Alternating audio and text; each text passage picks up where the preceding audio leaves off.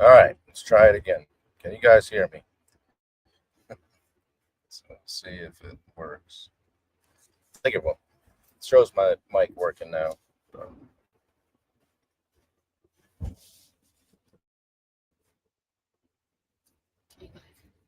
Um, yes.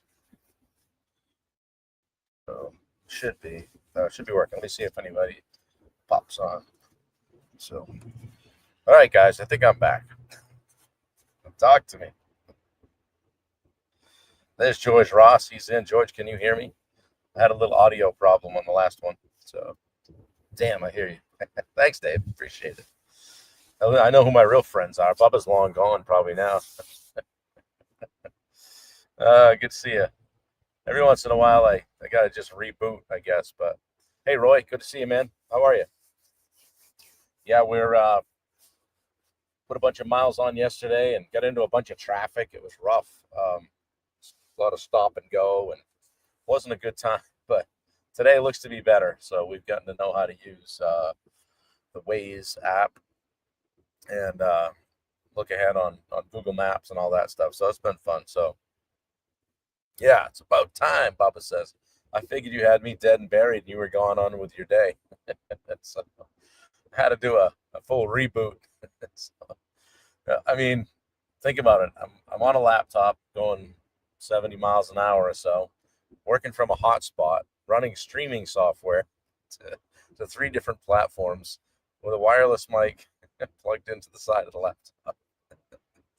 Bubba says, okay, it's going to get better. You'll see me for dinner. All right, good. It's good, good, good. Well, hey, before things go crazy and I lose you guys or anything like that, I wanted to talk about day 8, the follow up formula, follow up that actually converts. Okay, this is part of our contractor sales playbook. Okay, only 70. Yeah, I got her throttled down, Bubba, so I'm not making lane changes and getting seasick on this thing. So it's not easy. But she's holding her own with these truckers. I'll tell you, these guys don't mess around. Neither do the people. Actually, if they have if you're not 12 feet from the person in front of you, somebody will come up on your right, jam in there. It's brutal. So I don't have the tolerance for it. So hence why I'm in the passenger seat a lot. So yeah, good morning, Locke and Yin and Bubba and you guys. Good to see you. Thanks for jumping on. Guys that came back on Instagram, switched over to Instagram. I can hear. Yeah, Victor, I reset things. So yeah, we're good to go now. So you didn't think I was going to give up, do you? I think it's day 340 here, something like that. Hashtag live 365. It's getting crazy. And I started 5 days before the end of the year. So the 365th day of this will actually happen before year end. So, but we're going to keep trucking. So anyway, I want to talk about follow up today, guys, and where the money's made. Money is made in the follow up, okay, not in that first conversation. Okay, so if you're not following up, you're losing deals. Okay, most contractors do one of two things. They kind of follow up once and hope, or they don't follow up at all. They just putting quotes out there and you know live on Hope Island, as we said. Good morning, Rachel. Good to see you here. Um, okay, they win job after job because they have a simple, consistent, pressure-free follow-up rhythm. Okay, and it's not calling and bugging someone every day and getting a restraining order placed on yourself. Okay, follow-up is not chasing, guys. It's leadership, professionalism, and service. Service people should be able to expect from you for the interaction. Good morning, Paul Tarasuk and Catherine Thomas. Good to see you guys.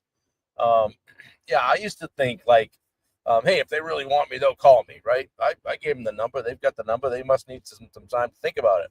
Wrong, because someone else is being more present. Okay, people get busy. Maybe they went on a trip. They have kids. They have work. They have life. Emails get buried. People have a lot going on. Maybe their intentions fade a little bit. The kind of the bloom comes off the rose with regard to conversations about their project, and you just kind of need to reignite the fire. Okay, maybe a voicemail got forgotten, or maybe they missed it. All right, every time I convinced myself they'll call, somebody else followed up or called them back and got the job. Okay, so ask yourself this: do I want to put in all that work and then just throw that out into the stratosphere and wonder if it'll come back? It's not a boomerang. Okay. Once I built that consistent rhythm without being pushy or needy or annoying, close rate went up. Okay, it increased. Imagine that. Why not? Why not win some of those jobs that you've taken the time to estimate? Okay, clients aren't going to hire the first estimate they get. They're going to hire the contractor that stays present, professional, and confident. Okay, follow-up's not annoying, guys, unless they really weren't looking for a contractor to begin with. Okay, it's professional. People want a contractor who communicates, who's gonna lead, who's gonna take initiative with regard to teeing up the project. They want someone that's gonna stay connected. And how you follow up, when you do that, you signal reliability, organization, commitment, professionalism, all that stuff. And how you handle things on the front end is a very good indication, if they're paying attention, of how you may perform during the project. Okay, so you're not bothering them, you're serving them. Look at it that way, and it'll be a lot easier to pick up the phone and start doing your follow-up. Okay, guys, there's a lot of things they teach in sales training, but here's what they don't teach. Okay, clients rarely choose the best contractor. They choose the most present contractor, the one who's there, the one who can take care of their problem, the one who's trying to help them and solve what they've got going on. If you disappear, they're going to assume that you're too busy, you're disorganized, you're inconsistent, or maybe you just don't really want the job. Maybe you mentioned, oh, we've got plenty of work, we're really busy. Okay. Bad follow-up looks like just checking in. Hey, did you get a chance to look at that? Yeah, let me know. We're low pressure. Let me know if you want to move forward. That's bad follow-up. It's passive. It's weak. It's unclear. Frankly, it's easily ignored. Okay, so here's a quick 7-day flow stuff you can do, or 7-time flow. Like you can for follow-up. Okay, there's a bunch of different ways you can go at it depending on your business. But guys, it's all the same mechanics. Okay. So here's how you can follow up and stay consistent, right? Day one, the same day as the proposal. Hey, let me know if you have any questions about that if they come up. I'm here to make that, help you make the best decision, all right? And again, going back to what we talked about the other day, you shouldn't be just sending out proposals. Present them in person or present them on Zoom, present them over the phone so you can go down through the scope and establish some clarity, okay? So that's day one. Day three, hey, and I don't like the way this is written, but because I don't like to use the words follow up when following up. So, but I'll say it this way, and then I'll say it how I would probably say it. Wanted to follow up and see what questions have popped up now that you've had some time to review the proposal. Okay. Hey, just wanted to circle back with you. I'm coming back again. That says I'm here again. Hey, I just wanted to call and ask. Okay. Call and see. I just wanted to reach out and see. There's all kinds of ways you can do that without, hey, I'm following up. Okay. Day 5, share some value. Maybe it's a quick video. Hey, I was thinking about the proposal I sent out to you, and it reminded me of this quick video we have of the job we did very similar to yours. Check it out. Maybe this will help you while you're trying to choose a contractor. So you've added some value. Okay. Day 7, where are you right now in your decision-making process? Okay. Yeah, Rachel says it's about setting up the next meeting before you finish up. So that's, have you ever heard of BAM FAM? Book a meeting from a meeting. BAM FAM. Book a meeting from a meeting. Okay, so you shouldn't be walking away from your proposal without setting another time to circle back. That's absolutely right. Okay. 2 weeks out, maybe you're not hearing from them. Of course, you could have been ghosted. Maybe they said they needed more time. Maybe they were on a trip. Okay. Hey, still here and happy to help if you haven't made a decision yet. The other one was sometimes I've checked back and say, hey, just curious, what are the most important, what is the most, I think I wrote it down. Hang on one second. What are the most important things to you when choosing a contractor? Ask those kinds of questions, okay? And then a month out, hey, just checking in one last time. If you'd like to revisit the project, I'm here. Or the classic old, hey, have you given up on the project? That usually gets a response. I got that one from Derek in the contractor. Always uses that one. And he said that gets an immediate, right in the subject line of the email. Have you given up on your project? He said that usually gets a response 9 out of 10 times. So give that a try. So, and follow up should add clarity, guys, not pressure. It shouldn't be like, oh, hey, I got one more slot, in my September schedule. Yeah. Yep. Never heard that before. Like it, book a meeting from a meeting. Yeah.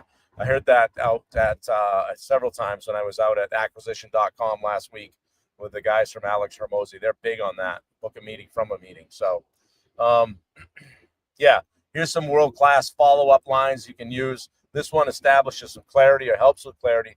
Just wanted to make sure nothing in the proposal felt unclear. Okay. Bubba says 1 to 3 things has happened. Always works well here. Yeah. Bubba, yeah. if you can take the time to type those out, that would be great. Hey, what questions can I answer now that you've had some time? Okay, we're recognizing they've had it for a bit. This one's a little bit more pressure, but truth-based. Is there anything specific holding you back?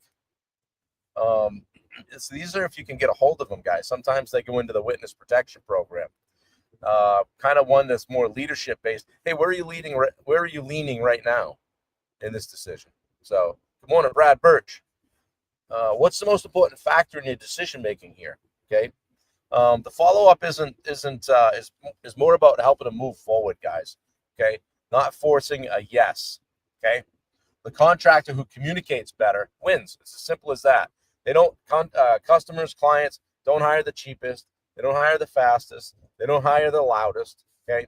They hire the contractor who responds, who follows up, who explains, communicates, and shows consistency. It's that simple. Okay. Don't make this stuff more complicated than it is. When you follow up like a pro, you separate yourself immediately from the guys that are just throwing out estimates. Go, oh, we're busy. Yeah, we got plenty of work. We're booked into next year. Yeah, it's 8,400 to do the job, 0 to not do the job. We don't work for everyone. All that stuff. Get rid of that. Okay, and start acting like a professional. I'm sure you are anyway if you're on this call. Okay. So I always ask you guys, ask yourself some questions, some reflective stuff. Okay. Watching the cars zip on. That guy caught my attention. He's like, zoom, zoom, zoom. It's like a Mario Kart out here. How many estimates did I lose this year simply because I didn't follow up? And I bet everyone can find 1 or 2 where you're like, man, if I had just followed up. And we've had like documented cases of people inside our Rosenberg community where guys like Peter Christensen, where I said, Pete, let's, there was, I don't think if leads were slow or he needed work. I said, make 30 calls today.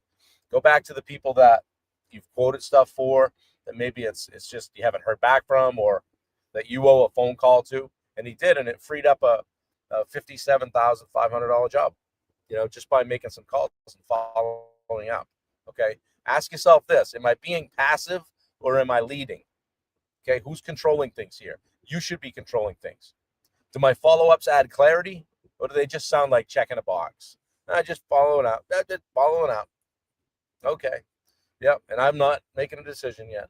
So figure out a way to crack the door open so you can have more conversation. Going way back to your pre-qualification part of this, guys, the more rapport you establish way back when, the easier it's going to be to initiate that follow-up conversation. Okay. Ask yourself this: what would change if I simply stayed present after every proposal? Just, hey, was in the area, thought I'd swing by. I was going to take one more dimension on that deck. What did you think of the proposal? You want to start Tuesday or Wednesday, as Bubba would say, right? Yeah. Yeah, auto follow-up email. Great, Ian. That's awesome.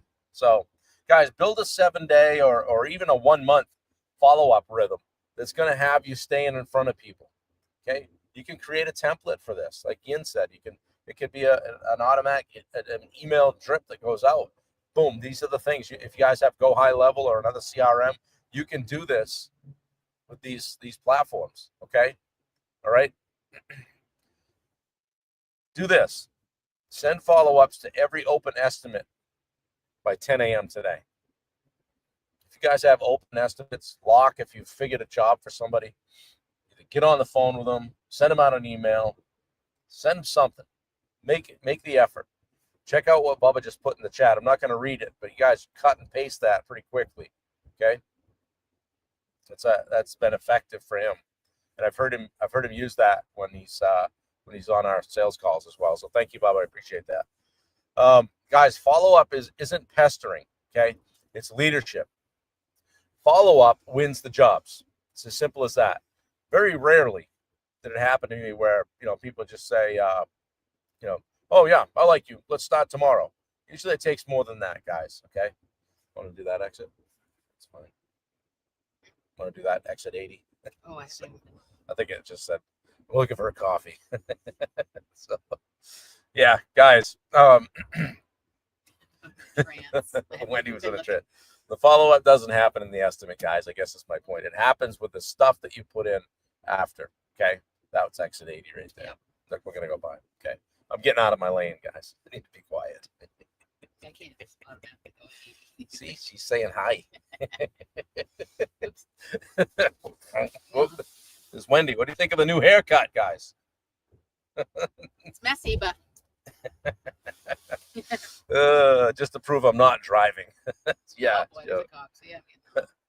Yeah. Are you forgetful? Your clients are choosing that. Yeah, for sure. So follow up like a pro, guys. Pop a fist pump in the chat if this made you think about following up today, or if you're gonna grab those last 10 estimates or last 10 proposals and say, okay, we're doing this for a reason. This isn't a dress rehearsal. We are professionals. This is the big time. We need to do it right. Okay. So Christy's on there. Oh, Christy. Say hey, girl. Hey, girl. Love my hair. Maybe a little shorter next time. Woo. Oh, boy. Oh, boy. Hey, it grows back. It grows back. So, yeah, we're having a good time, guys. We're rolling into Houston, Texas today. And then later this week, we're going to go up to Dallas and see Bailey and hang out. I guess we're going to go to Billy Bob's and boot scoot it a little bit for a Cadillac Blackjack. So we're going to go to a concert with Bailey and Tyler, and then back down to Houston on Sunday. And we have our 2-day ground school event, Steve Rosenberg and the crew. So Christy says, speaking of which, I need to follow up. We didn't set your next appointment. Book a meeting. Jeez. Book a meeting from a meeting, guys. If they take nothing else from this today, it's called BAM FAM, BAMFAM. Book a meeting from a meeting, okay? Don't let them walk. Rachel says, gorgeous as usual, Wendy. I couldn't agree more. Yeah, so we're going to have a good time. There's a lot going on. I want to thank my brother Rick and my sister-in-law Sherry for taking the dogs for us. They're living large at the spa. They hate us. Yeah, when they come home and eat dog food and sleep on the floor in their beds, they're going to be just like, what the hell is this? They're going to hate life. So anyway, yeah, we'll have fun. So again, you guys seeing, I don't know who the concert is. It was somebody that that I didn't recognize yet, but they used to go to some good shows. But Bailey said, I think it might not even start until 10. I'm like, 10? We're going to be, that's going to be a late night for it. We're old. So yeah, make sure you give the boots some room. Yeah, we'll be sliding across the floor. Who said that? Christy. Yeah. Have the best time. Make sure you give the boots some room. I told her. What is it you say? Click my heels. What do you say? Meet me outside. What do you say? Oh, cash me outside. Cash me outside. All right, guys. We're going to wrap it up. Follow up, okay? Follow up. Figure out the way you want to do it, okay? Tomorrow, we'll be back with day 9 of this series. We're going to talk about closing the deal without sounding salesy. And that's one of the things that always kind of, I'll say scared me, but never really liked about sales, is that I didn't want to sound salesy, okay? This one will tie everything together and help position you as the contractor that clients trust immediately. So And it doesn't, you guys, you can insert any profession. When I say contractor, this sales stuff transcends. Okay, it goes across all different careers and businesses and trades. So we can help you. So Wendy's expletive commentary. Yeah, we get that occasionally. Locke said that. Catch me outside. How about that? Ian says, I'd actually love to see you doing stand-up roasting people. Yeah, the problem with that, Ian, is I've got one of those faces people like to hit. So I probably would say something and have to run out of there. So anyway, Catherine Thomas, thank you. Appreciate you being here. Appreciate all you guys. Bubba, thank you. I'll see you probably later today. So looking forward to pouring into to a group of people tomorrow and Wednesday at our 2-day takeoff event. Steve and I will be there. Bubba's going to be there. And then the following week on Monday and Tuesday, got a lot of our clients coming down to the ground school. So it's going to be fun. Anyway, and that's all about leadership. So looking forward to that one. So anyway, guys, have a great day. Keep it safe. Have a great week. All right. Monday, kick it off. As my friend Dave Brackett says, Monday is a fresh start. Don't hate on a Monday. Rachel says December is a great month to follow up on your jobs that haven't signed. Let's go. Yeah. Oh, Bubba says no. It was in response to Bubba. LOL. Good. My brother could do stand-up, not me. Maybe Bubba too. All right, we gone. See you guys. Have a great day. Later.